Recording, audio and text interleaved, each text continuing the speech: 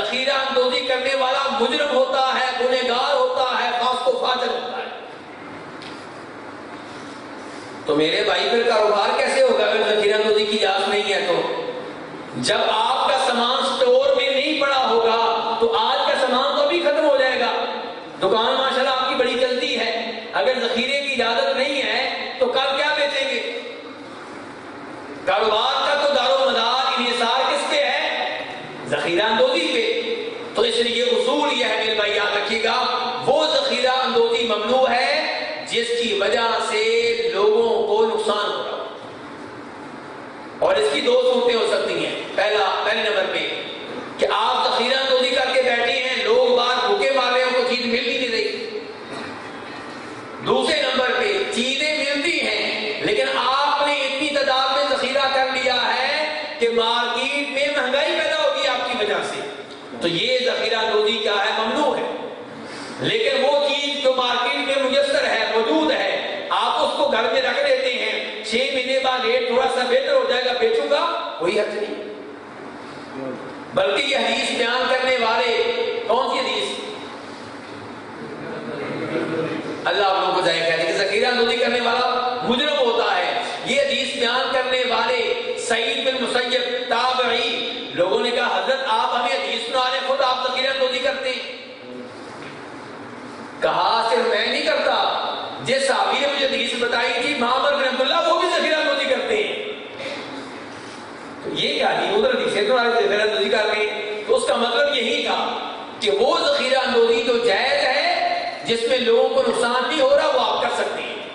ہاں وہ ذخیرہ اندوزی جس کی وجہ سے مارکیٹ میں قلت پیدا ہو جائے، جس کو مصنوعی قلت کہتے ہیں، یا ریٹ حد سے زیادہ بڑھ جائے آپ کے ذخیرہ کرنے کی وجہ سے، وہ ممنوع ہے۔ ہمارا 13واں پوائنٹ کیا ہے جی؟ کاروبار میں دھوکہ دینا، ملاوٹ کرنا۔ ہاں جی، ملاوٹ کریں تو سب سے پہلے کون سی چیز ذہن میں آتی ہے؟ دودھ۔ بیچارے وہ صرف ایک دودھ بھر ہوا ہمیں بدنام کیا ہوا ہے، ورنہ ملاوٹ اور دھوکہ کہاں نہیں ہو رہا؟ دودھ میں، پیٹرول میں، مرچوں میں۔ اور آپ اپنے کاروبار کا سوچیں اس میں دھوکہ ہے کہ نہیں ہے؟ موٹر سائیکل تو آپ کبھی کبھار بیچتے ہیں نا، کتنے ایپ چھپا کر بیچتے ہیں، بتاتے نہیں ہیں جو اس میں ایپ ہوتے ہیں۔ گاڑی بیچتے ہیں اس میں ایپ ہوتے ہیں، آپ بتاتے نہیں ہیں۔ پلاٹ تو بیچتے ہیں اس میں ایپ ہوتے ہیں، آپ بتاتے نہیں ہیں۔ آپ کو پتا ہوتا ہے کہ اس پلاٹ کو اس لیے بیچ رہا ہوں کہ یہاں پہ کوئی بڑا نقصان ہونے والا ہے، لیکن اس کو نہیں بتائیں گے۔ اس کو کیا کہیں گے؟ بڑے گاہک آ رہے تھے، بس مجھے آپ کے بچوں پہ ترس آتا ہے کہ آپ کیسے پریشان ہیں، میں نے کہا چلیں آپ کو دے دو، کیا یاد کریں گے آپ؟ واقعی یاد تو کرے گا، ہاں جی، یاد تو وہ پوری زندگی رکھے گا آپ کو۔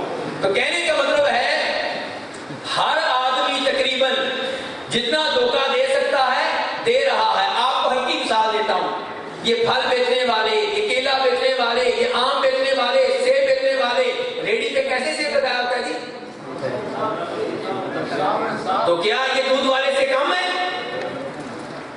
اسی لیے میں کہتا ہوں تقریباً ہر آدمی جس طرح دھوکہ دینے کی طاقت رکھتا ہے دھوکہ دے رہا ہے، صرف دودھ والے نہیں، ہر کوئی دے رہا ہے۔ نبی علیہ السلام مارکیٹ میں گئے، گندم چیک کی، گندم بیچنے والے کی گندم نیچے سے گیلی تھی۔ آپ نے کہا یہ کیا؟ وہ کہنے لگا یہ اللہ کے رسول علیہ السلام بارش ہوئی تھی تو یہ بارش کا پانی ہے۔ آپ نے کہا بارش کا پانی ہے، گندم نیچے سے گیلی ہے، اس کو ذرا اوپر کرو نا، لوگوں کو پتا چلے کہ اس میں کیا مسئلہ ہے۔ ہاں جی، ہم نے جب گاڑی بیچنی ہوتی ہے ایپ چھپا رہے ہوتے ہیں کہ بتا رہے ہوتے ہیں؟ موٹر سائیکل کی ایپ بتا رہے ہوتے ہیں کہ چھپا رہے ہوتے ہیں؟ ہر دکاندار اپنے سودے کا ایپ چھپانے کی کوشش کرتا ہے، اور یہ وہ دھوکہ ہے جس سے اللہ کے رسول نے روکا صلی اللہ علیہ وسلم۔ اور آپ کو یہ مغالطہ ہے کہ اگر میں نے ایپ بتا دیا تو کوئی گاہک نہیں آئے گا، نہیں، آپ ایپ بتانے شروع کر دیں، میں آپ کو گارنٹی دے رہا ہوں مہینے 2 مہینے کے بعد اتنا رش ہوگا کہ آپ سے سنبھالا نہیں جائے گا۔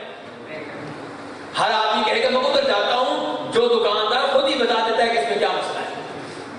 ٹھیک ہے، قیمت تھوڑی سی کم ہو جائے گی، محنت میں اضافہ ہو جائے گا، رش بڑھ جائے گا۔ اگر لوگ